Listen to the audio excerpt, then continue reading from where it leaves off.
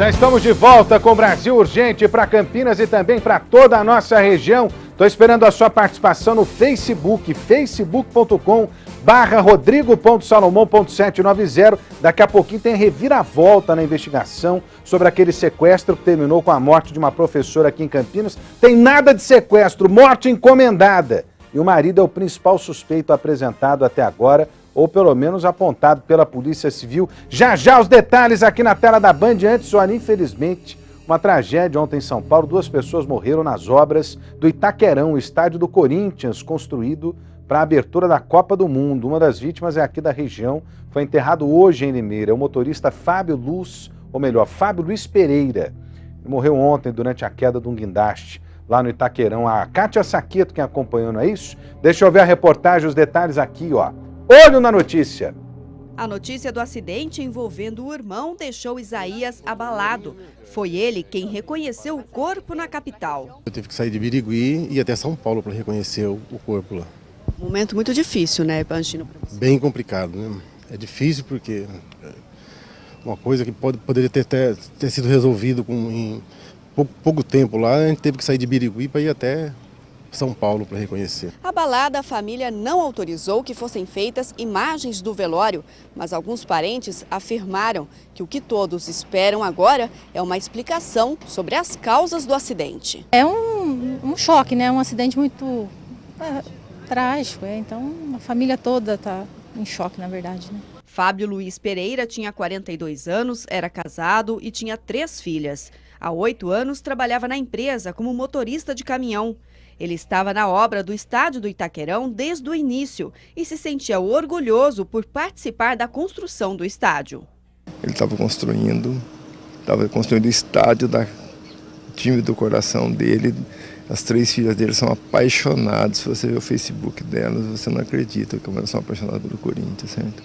Ele estava numa fase da vida dele que, assim, ele devia estar rindo sozinho. No momento da queda da estrutura metálica, Fábio descansava dentro do veículo. Ele foi atingido por uma das barras e morreu no local. Um inquérito foi instaurado para apurar as causas do acidente. Hoje a Defesa Civil esteve lá no estádio do Itaquerão, porque 30% da obra seguem interditados neste momento, né? Esperar para ver o que as autoridades têm a dizer sobre esse caso. Olha, parece inacreditável, hein? Parece inacreditável o que nós vamos ver agora. Tem aí as imagens, porque as imagens falam por si, meu camarada. As imagens falam por si. É uma investigação que ocorre neste momento na cidade de Indaiatuba. Você está vendo imagens aí de uma construção, né? E que acabou sendo vítima de uma ação criminosa aí. Teriam levado o que, hein, Felipe Pereira? Parece que materiais de uma obra, é isso? Material de construção, viu, Rodrigo? É um prédio em construção em Indaiatuba. Boa tarde a você, quem acompanha o Brasil Urgente para Campinas e região. Esse homem que a gente vê aí com esse cavalo, nessa charrete, andando tranquilamente em uma rua de Indaiatuba, acabou de roubar 50 mil reais em itens de uma obra. Exatamente isso, 50 mil reais em uma obra de Indaiatuba. A Polícia Civil espera que com a divulgação dessas imagens possa identificar quem é essa pessoa, porque até agora não há nenhum tipo de confirmação da identidade dele. Nem mesmo. Ô Felipe, vamos deixar. Ô Felipe, vamos voltar a fita aqui. O negócio é o seguinte: a polícia chegou até a polícia uma denúncia, não é isso? De que esse homem que aparece na charrete aí seria o responsável por um roubo, uma obra, um desvio lá de 50 mil reais. Sabe por que eu tô achando estranho? Né? Embora tenha essa denúncia lá na Polícia Civil, primeiro que roubar de charrete é um negócio estranho pra caramba, né? É estranho pra caramba. Segundo, eu não vi nada de charrete. Será que não é um engano isso aí não? E de repente a pessoa está sendo colocada... Até é importante a gente frisar isso aqui, né? Será que não é um engano não? E depois a pessoa está sendo apontada para algo que não fez? Porque não aparece nada dentro da charrete. Nada dentro da charrete. De qualquer maneira, a imagem nós estamos mostrando aqui, a pedido da polícia precisa localizar esse homem até para esclarecer a história. Até para esclarecer a história. Não é isso? Essas imagens foram captadas em Indaiatuba, né, Felipe Pereira? Isso, câmeras de segurança, dá para perceber aí a movimentação. Bem no alto da tela tem lá um homem de blusa vermelha entrando nessa obra, nesse prédio em construção. Aí agora a imagem dele saindo na charrete e depois a outra imagem, e tem uma imagem aproximada também pela nossa equipe, que mostra ele com a charrete. De fato, não dá para ver nada nessa charrete, mas, de acordo com a polícia, baseando-se nessa denúncia, claro, esse homem teria desviado aí 50 mil reais em uma obra. De qualquer maneira, foi como você bem frisou, viu, Rodrigo? A polícia espera identificar essa pessoa para esclarecer esse caso. O que ele estava fazendo nesse prédio em construção, o que ele fez, por que ele pegou essa charrete, de quem que é essa charrete e se ele realmente tem envolvimento com esse caso. Aí a imagem aproximada não dá para perceber nada mesmo não. Ele vai lá, comanda o cavalo tranquilamente, seguindo pelas ruas lá de Indaiatuba, Rodrigo. Melhor a gente... Eu vou pecar pela cautela aqui, viu, Felipe Pereira? Eu vou pecar pela cautela aqui. Eu não estou vendo nada, né, que indique a participação desse homem aí nessa ação criminosa. É por isso que a polícia investiga a possibilidade, né, do envolvimento dele. A polícia está investigando a possibilidade. Nós não podemos de maneira alguma aqui imputar a ele qualquer fato, porque ainda não há nada de concreto. Nada de concreto. Até é importante a divulgação para que a polícia, né, possa obter informações a respeito desse caso, no Disque Denúncia, no 181. Vou repetir aqui, não existe absolutamente nada de concreto, né, em relação a pelo menos essa imagem que a gente está mostrando aqui. Pelo menos essa imagem que nós estamos mostrando aqui.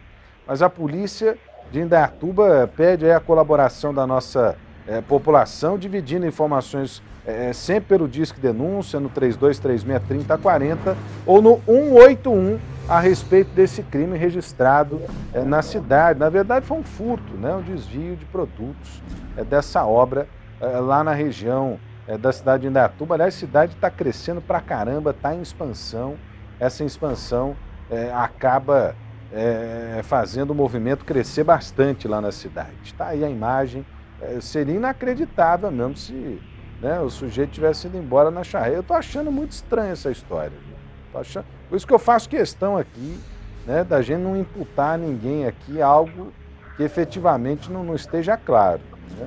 É importante se esse cidadão aí foi identificado por alguém, não tiver nada a ver com o caso, que procure imediatamente a polícia, porque tem uma denúncia, efetivamente, a polícia acabou divulgando essa imagem aí na tentativa de localizar o homem, né? E agora, se ele não tiver nada a ver com a história, que ele se apresente à polícia e coloque lá na polícia as suas razões. Nós não podemos de maneira alguma afirmar que isso aconteceu de fato. Pode vir comigo aqui. Obrigado ao Felipe Pereira falando ao vivo aqui na tela da Band. A Carla Ramil está ao vivo comigo, tem o Facebook, facebook.com/rodrigo.salomão.790. Várias pessoas me perguntam por que tem 790. Só Jesus sabe, meu camarada. E os caras que cuidam do Facebook. É porque deve ter uns outros trocentos Rodrigo Salomões lá no Facebook. Aí botaram o 790, não tem a mínima ideia. Mas para você acessar lá tem que ser desse jeito. É a fanpage para você comentar conosco aqui os assuntos do nosso dia a dia. Tem essa história que não convenceu ninguém, que é impressionante, diz respeito à morte de uma professora aqui em Campinas. Tem um monte de participação no Facebook a respeito desse caso. A Carla Ramil também está ao vivo, lá na Delegacia de Sequestro, que participou das investigações desse caso. Deixa eu ver a reportagem antes aí. É o seguinte, a professora foi morta durante um suposto sequestro relâmpago. Só que depois de um intenso trabalho de inteligência, a polícia acabou desvendando esse caso, uma reviravolta, porque, né, a professora Eva Simões foi, na verdade, vítima de uma trama do marido que confessou à polícia ter contratado os assassinos da esposa. É brincadeira, velho. Ah, faça-me o favor, hein? Deixa eu ver a reportagem da Carla Ramil, já ela fala ao vivo com a gente. Olho na notícia. Um crime que chocou a alta sociedade campineira. Uma história cercada de mistérios que ainda precisam ser desvendados pela polícia. Eva Simão Silva, de 54 anos, era administradora de empresas, professora de uma grande universidade durante 4 anos e diretora social do Círculo Militar da cidade.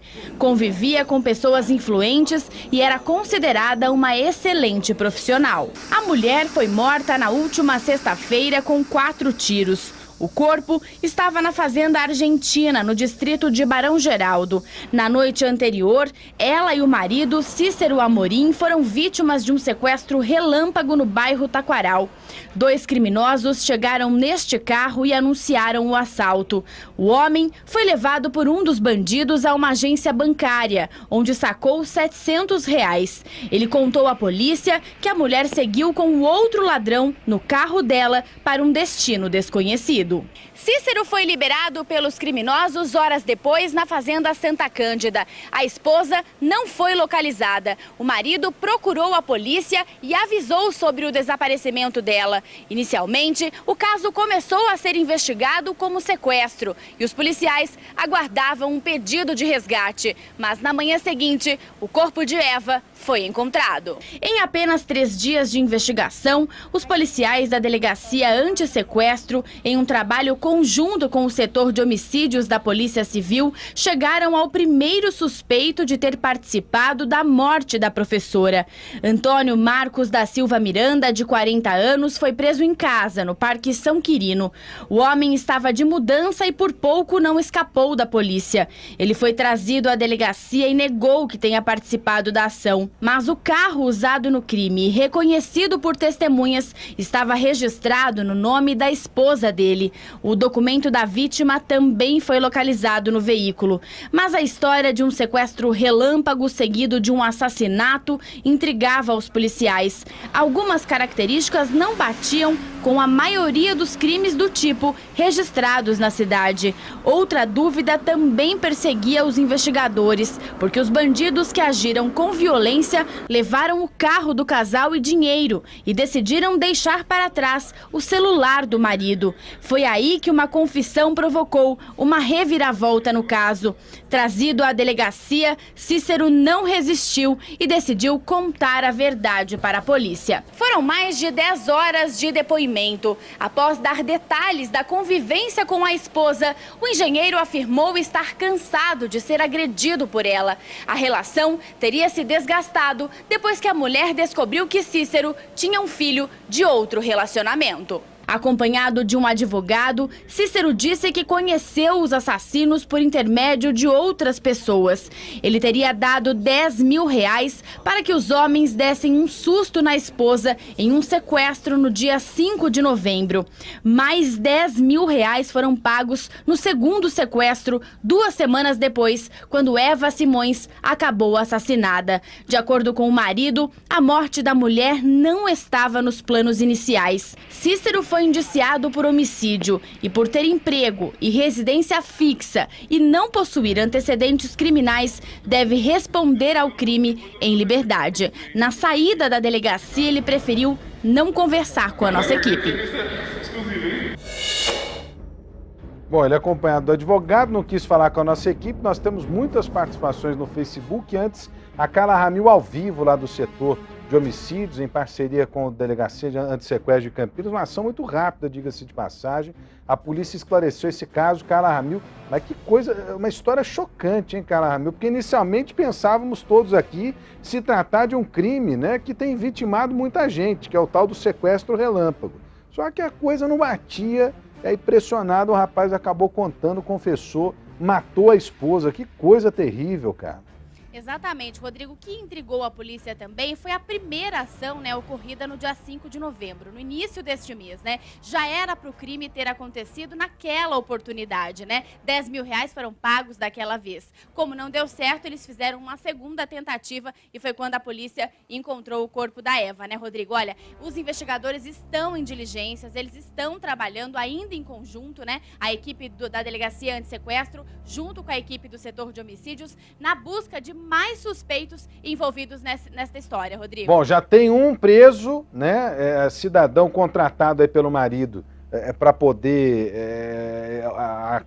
o crime já estava arquitetado, mas para executar o crime.